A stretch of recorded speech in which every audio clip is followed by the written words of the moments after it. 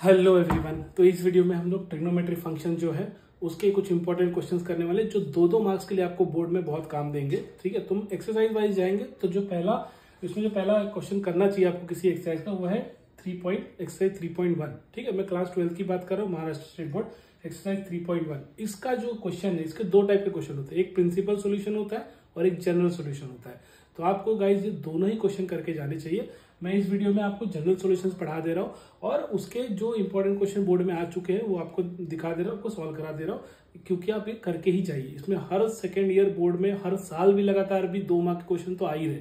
तो अगर जिसको मैथ्स टफ लग रहा होगा और ऐसे चाहिए कि 2 मार्क क्वेश्चन कंफर्म हो जाए तो ये एक्सरसाइज आप जरूर देखिए, ये वीडियो देखिए और इसके एक्सरसाइज का जो क्वेश्चन है वो आप करके जाइए जनरल सोल्यूशन वाले। प्रिंसिपल सोल्यूशन का मैं नेक्स्ट वीडियो में आपको करा दूंगा। ठीक है, तो चलो वीडियो स्टार्ट करते हैं। अब देखिए, जैसे पहला इसमें जो जनरल सॉल्यूशन है और प्रिंसिपल सॉल्यूशन दोनों 2-2 मार्क के आते हैं, कभी कभी 3 मार्क के लिए भी आता है। ठीक है, तो जैसे कि अभी एक्सरसाइज 3.1 का पहला जो क्वेश्चन है इसमें 4 cos square x equals to 1, ये आप देख सकते हो मार्च 13 में आ चुका है। ठीक है, 2 मार्क्स के लिए। तो 4 cos स्क्वायर इक्वल्स टू 1 है, तो हम क्या करेंगे, ये जो 4 है मल्टीप्लाई में नीचे आ जाएगा तो क्या हो जाएगा डिवाइड, तो ये हो गया 1/4। अब आप देख सकते हो cos स्क्वायर हो गया 1/4। अगर 1/4 का मैं स्क्वायर रूट लूँ तो क्या हो जाएगा 1/2 और ये cos हो जाएगा। तो cos 1/2 किसका वैल्यू होता है, cos के 60 का वैल्यू होता है, इसलिए cos π/3 रख दिया। बात समझ रहे हो, ये 1/2 का स्क्वायर है ना, तो cos का x का वैल्यू 1/2 हो जाएगा। 1/2 वैल्यू किसका होता है, cos 60 का होता है। 60 को हम कैसे लिखते हैं π/3, इसीलिए cos स्क्वायर x को क्या लिख दिया cos π/3। तो हमारा सॉल्यूशन का वैल्यू क्या आ गया cos स्क्वायर π/3। तो अब थीटा का आपको cos स्क्वायर वाला sin स्क्वायर वाला ये फॉर्मूला याद रखना है cos स्क्वायर के लिए, कि cos square theta equals to cos square alpha है। अगर तो cos स्क्वायर अल्फा है तो थीटा क्या इंप्लाई करेगी, थीटा का वैल्यू हो जाएगा n pi plus minus alpha. ये आपके एक्सरसाइज 3.1 के पहले जनरल फॉर्मूला दिए हुए, तो आपको ये cos स्क्वायर का फॉर्मूला याद रखना है कि cos स्क्वायर के लिए क्या होगा n pi plus minus alpha. तो अल्फा, तो हमारा अल्फा क्या है, यही जो वैल्यू आई है ना आपकी, यही अल्फा होता है। तो आपका अल्फा यहाँ रख दो, बस आपका आंसर आ गया n पाई प्लस माइनस, और ये अल्फा की जगह आ गया π/3। आपको ये फॉर्मूले याद रखने हैं बस, साइन स्क्वायर cos स्क्वायर के, tan स्क्वायर के, साइन और cos के, ऐसे। ठीक है, तो ये आपका हो गया 2 मार्क का क्वेश्चन यहाँ तक। ठीक है, आई होप आपको समझ में आएगा। ऐसे ही क्वेश्चन देखो, sin 2x plus sin 4x plus sin 6x, ये कब आया है देखो, मार्च 17 में भी आया, जुलाई 18 में भी आया है। ये 3 मार्क्स के लिए आया है। तो इसमें कैसे करेंगे हम इसको अप्रोच, sin 2x है, 4x है, 6x है। तो हमने क्या किया, 6x को पहले ले लिया, sin 4x बाद में ले लिया। ठीक है, और कुछ नहीं करना। ये क्या हो जाएगा sin c, ये हो जाएगा sin d। हमने लास्ट ईयर क्लास 11 में मैथ्स में पढ़ा था कि sin c plus sin d का फॉर्मूला क्या होता है, 2 sin c plus d/2 into cos c minus d/2। मैंने बड़े एंगल को c ले लिया, छोटे को d ले लिया, माइनस करने में आसानी हो जाएगी। sin 4 यहाँ ऐसे ही रख दिया। अब क्या होगा, 2 sin है, 6 प्लस 2 कितना होता है 8 डिवाइड बाई 2 कितना हो जाएगा 4, तो sin 4x। 6 माइनस 2 कितना होता है 4 डिवाइड बाई 2 कितना हो जाएगा 2, तो cos 2x, और ये sin 4x as it is. अब आप देख सकते हो इसमें भी sin 4x है, इसमें भी sin 4x है।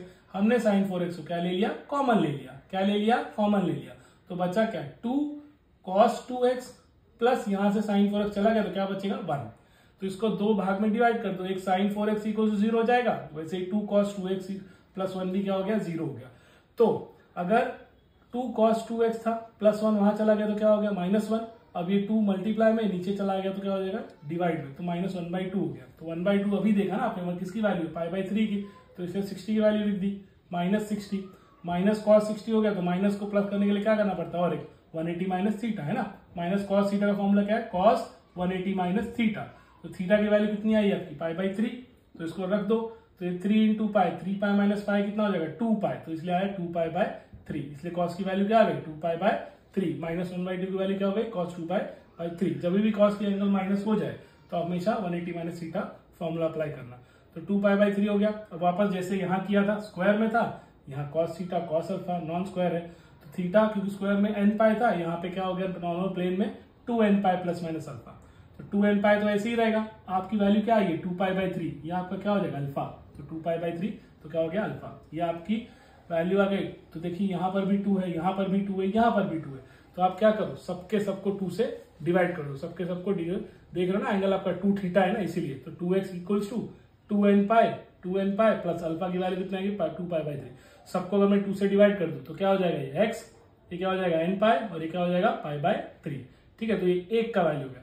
दूसरी की वैल्यू कैसे आई, सिंस हमें पता है sin थीटा इक्वल्स टू 0, क्योंकि 4x भी 0 ही हो जाएगा, और ये भी 0 है, ये भी 0 है, इसका मतलब आपका थीटा ये क्या हो गया 4 पाई, तो एन पाई की वैल्यू किसकी आएगी 4x, ये 4x की वैल्यू कितनी हो जाएगी एन पाई, एन पाई लिखा x चाहिए तो x यही रखो, ये 4 कहाँ जाएगा नीचे, तो एन पाई बाय 4। तो इस तरह से 3 मार्क्स के लिए समझ में आया आपको, ठीक है, आई होप आपको समझ में आ गया। ये 3 मार्क्स के लिए 2 बार आया, करके जाइएगा अच्छे से। अब देखिए फिर tan 2x, ये 2 मार्क्स में पूछा गया था, कब पूछा गया फिर 20 में। इसको कैसे करेंगे, tan 2x है तो डायरेक्टली क्या ले लो भाई 0 दिया है तो 0 मतलब tan 0, ठीक है। तो tan थीटा कितना होता है tan अल्फा, जैसे यहाँ देखा आपने अभी cos अल्फा का sin 4x था, थीटा n पाई था, है ना। यहाँ पर भी cos theta equal to cos alpha लिया, यहाँ पे हमने cos theta equal to cos alpha लिया, वैसे यहाँ पर भी tan theta equal to tan alpha लिया। थीटा का tan के लिए क्या होता है n pi plus alpha, n pi plus alpha, n belongs to क्या रहता है हमेशा नेचुरल नंबर। तो हमारा जो थीटा कितना है 2x है, तो 2x किसके बराबर हो जाएगा n पाई प्लस अल्फा, लेकिन अल्फा की वैल्यू क्या आता है 0, तो x क्या हो जाएगा, ये 2 नीचे आएगा n पाई के, तो n पाई बाय 2। तो ये आपका आंसर हो गया रिक्वायर्ड सॉल्यूशन, जहां पे n बिलोंग्स टू z, ठीक है। तो ये फैक्ट 20 में आया था। अब अगला क्वेश्चन देखो, जो क्वेश्चन नंबर 4 है, ये कब आया है, देखिए मार्च 16 में भी आया है और लास्ट ईयर भी आया था मार्च 23 में भी, ठीक है। सेम ऐसे ही समय, देखो यहाँ पे ये x में आ गया, ये थीटा में आ गया, पूरा फंक्शन सेम है, देखो बार बार रिपीट करते हो, ये भी 2 बार आया, ये भी 2 बार, 4 बार ऐसे ही टाइप का सम आ चुका है। तो थीटा हमने भी यहाँ क्या लिया था 4x को साइड में रख दिया था, यहाँ पर भी सेम कर रहे हैं, हम क्या कर रहे हैं साइन 5 थीटा साइन थीटा रख लिया एक साथ, और साइन 3 थीटा को साइड में रख दिया।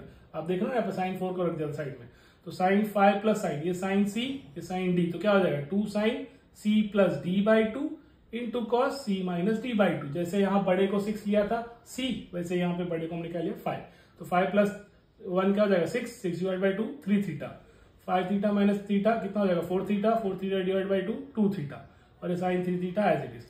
जैसे यहाँ पे साइन 4x कॉमन लिया था, देखो वैसे यहाँ साइन 3 आ गया, यहाँ पर भी साइन 3 थीटा, यहाँ पर भी साइन 3 थीटा कॉमन ले लिया, तो 2 cos 2 थीटा प्लस 1 हो गया।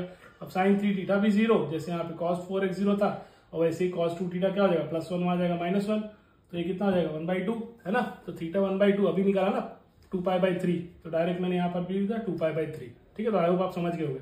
तो यहाँ पर देखो 2n पाई बना था फॉर्मूला, यहाँ पर भी 2n पाई। आपकी पाई की वैल्यू क्या आई है, आपकी अल्फा की वैल्यू क्या आई है, अल्फा की वैल्यू 2 पाई बाय 3, और साइन के लिए जो एंगल 3 थीटा है वो किसके बराबर है n पाई के ना, थीटा वाला साइन वाला, तो थीटा क्या हो जाएगा n pi by 3, n pi by 3, है ना, n पाई ऐसे रहेगा, और प्लस माइनस अल्फा तो थीटा है, तो थीटा नीचे आ जाएगा, तो n pi plus minus alpha. और इसके लिए क्या हो जाएगा आपका, देख रहे हो सब 2 थीटा में ना, तो 2 से डिवाइड कर दो, तो थीटा क्या आ जाएगा n pi plus minus alpha, n pi plus minus alpha by 3। ये हो गया कॉस वाले के लिए, और साइन वाले के लिए हो गया, ठीक है। ये देखो थीटा ही रहेगा, 3 नीचे आ जाएगा, तो ये कॉस साइन वाले के लिए हो गया, और ये पूरा कॉस वाले का है, तो 2 से डिवाइड कर दो, थीटा आ गया, n पाई आ गया, पाई बाय 3 आ गया। आई होप आपको समझ में आया, सेम ऐसे ही है, सेम कॉपी पेस्ट है, ये भी 2 बार आया, ये भी 2 बार आया, है ना।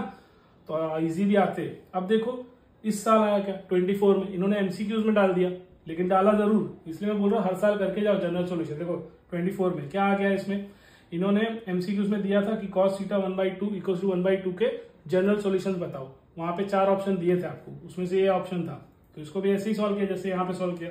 थीटा है तो थीटा क्या हो जाएगा पाई बाई 3, अब थीटा पाई बाई 3 है, तो पाई बाई 3 को और हम कैसे लिख सकते हैं, इसको 2 पाई माइनस पाई बाई 3, मतलब एक तो एंगल आ गया जो कि 0 और 180 के बीच में, एक और हम लोग 360 के लिए देख रहे हैं, तो 2 पाई माइनस थीटा कर दो आप। अब थीटा आपका पाई बाई 3 था, क्योंकि कॉस के कौन सा वैल्यू 1/2 होता है 60 का ही होता है ना, तो 2 पाई माइनस 60 कर रहे हैं, तो आ गया 5 पाई बाई 3, है ना। अब ये 5 पाई 3 आपका सेकंड वैल्यू हो गया, तो पहला वैल्यू आ गया आपका 5 बाई 3 जो कि 0 और 360 के बीच में, और दूसरा आ गया आपका 5 पाई बाई 3 वो भी 0 और 360 के बीच में। तो आपका सोल्यूशन क्या हो गया पाई बाई 3 जो कि यहाँ से आया है, और 5 पाई 3 जो कि यहाँ से आया है, ठीक है। तो ये एमसीक्यूज में आ गया 2 मार्क्स, मतलब आप देख रहे हो हर साल 2 मार्क्स का पूछा ही जाता है, तो इसीलिए 2 या 3 मार्क का आएगा तो करके ही जाइए।